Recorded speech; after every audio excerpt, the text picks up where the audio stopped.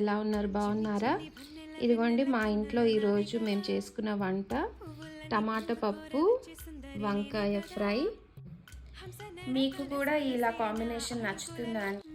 మీరు ఇలా చేసుకుంటారా మీ ఇళ్ళల్లో?